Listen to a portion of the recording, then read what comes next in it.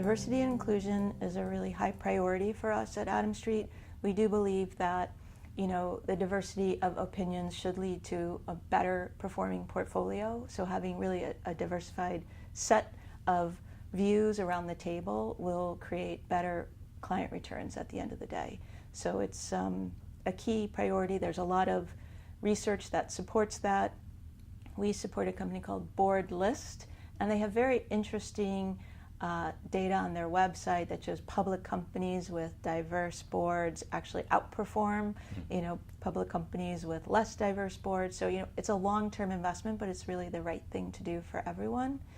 And I guess I would say for women in the industry, if they want to stay in this industry, there's so much talk today about women being mentors of other women, and I think that's wonderful, and I think it's important, and I know you have a program here.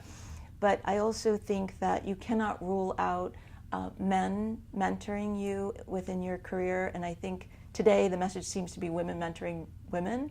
But for many of us, there weren't enough women to provide mentorship when we were younger, and really my best mentors were men, and I don't want people to rule that out as an option, because if someone's willing to take an interest in your career, you should really, really take them up on that. Sponsor-to-sponsor deals are definitely topical, right? They're happening a lot. They actually were pretty common in Europe for a long time and represented a big percentage of the exit market, probably 30 to 40%, and less so in the US because the typical exit was IPO or a strategic. Today, a lot of CEOs don't really want to be public. They have been under private equity ownership. It's worked out well for them if they're performing. And then, they may prefer that kind of ownership. So I think we have become more accepting of sponsor-to-sponsor transactions, and we've actually done a lot of detail work on how the returns have worked out, because I think there was a perception that when it was sold from one sponsor to another sponsor, there was just not enough juice left in order for us to attract our returns. And in many cases, we are on both sides of the trade because we have a large portfolio. And we went through the numbers, and the fact of the matter is actually the numbers are quite good. Sponsor-to-sponsor deals have performed, not in all cases, but post 2008, the numbers are pretty good.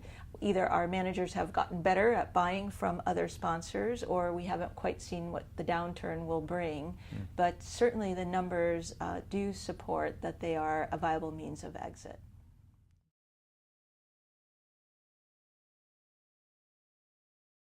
Private equity is a much more mature industry today. And as you said, teams have evolved, staff has evolved, our clients have grown their own internal teams.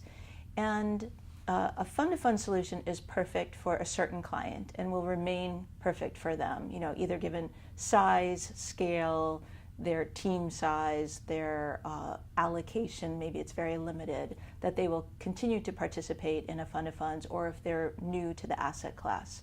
But what we're seeing is really great demand in separately managed accounts that are highly customized. And some of our clients actually graduate from the fund of funds into separately managed accounts. Some new clients come to us for our expertise. Maybe they had previously used a fund of funds and now they want to bring it in-house. So the fund of funds business is here to stay. It's not growing. The separately managed account business is actually growing. And there are parts of the sub-asset classes that actually make sense for fund of funds today. A lot of sense, even for big plans like small buyout or Asia or venture. Somebody say, I can invest in all the large buyout funds in the US, I have access, but my team doesn't really have access in Asia, or my team doesn't really understand the intricacies of the European market. So there's still opportunities. It's not what it was.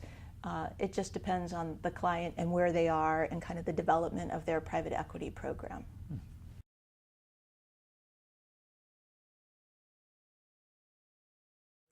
Yeah, so our global allocation is probably not unlike most pools.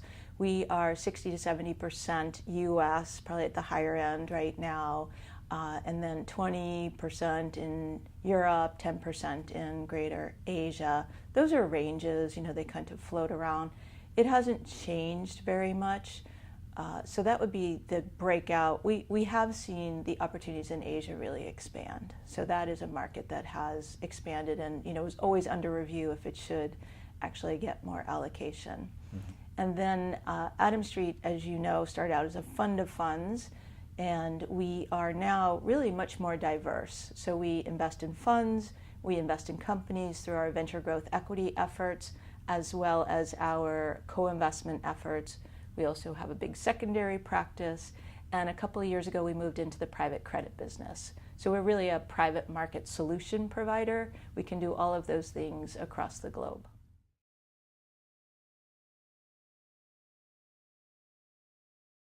Despite all of the noise that's been going on, the economy has been good, and so we're still seeing great numbers coming through the portfolio.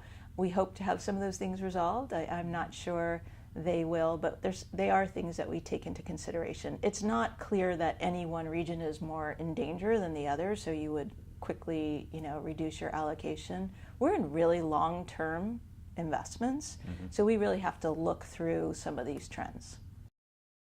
So on the concern side, it's valuation across the board and pretty much across the globe. There's definitely a lot of capital in the private markets, and so that's really driven up valuation, especially with accommodated credit markets.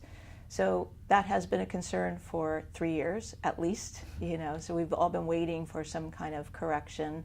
We have targeted strategies that have been able to invest with an angle or do add-ons, to really bring down the entry price, but that still is a concern. The geopolitical issues that we discussed are also a concern. When these go away, there will be others. There have always been geopolitical issues. There seems to be a lot of them right now, so that is definitely an overlaying concern. But on the positive side is, innovation is really infiltrating all industries, so there's becoming kind of disruptors in different industries. There's more efficiency, there's more entrepreneurialism. Just think of healthcare as an example. As technology leans into healthcare, there should be better care at the end of the day for lower cost. That's a win-win for everyone. Mm-hmm. And so incumbents should be worried, because if they're not innovating, new entrants will innovate within their markets. And I'm not just discussing technology markets, it's everything. We've seen what Amazon has done to consumer markets, and that's going to happen in energy and healthcare and all the other big sectors in the economy.